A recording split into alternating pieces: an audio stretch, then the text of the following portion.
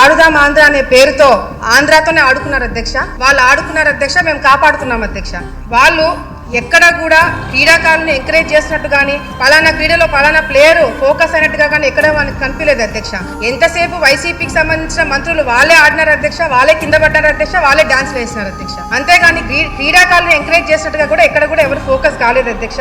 ఈ ఆడుదాం ఆంధ్ర అనే ఒక స్కామ్ అధ్యక్ష కళ్ళ ముందర గ్రామ స్థాయి నుంచి రాష్ట్ర స్థాయి వరకు జిల్లా స్థాయి వరకు అందరూ కూడా గమనించిన స్కామ్ అధ్యక్ష. ఇది మిస్యూజ్మెంట్ ఆఫ్ ఫండ్స్ ఎక్కడ జరిగినాయంటే అధ్యక్ష ఫేక్ వాలంటీర్ల ద్వారా ఫేక్ ఆధార్ కార్డులు తీసుకొని రిజిస్ట్రేషన్స్ చేయించుకోవడం జరిగింది అధ్యక్ష.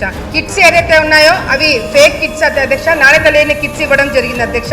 పబ్లిసిటీ కోసము 35 కోట్ల రూపాయలు ఖర్చు పెట్టారు అధ్యక్ష. కేవలం ఈ స్టిక్కర్లకి అదే విధంగా సోషల్ మీడియాకి హోర్డింగ్స్ కి 35 కోట్ల రూపాయలు ఖర్చు పెట్టడం జరిగింది అధ్యక్ష.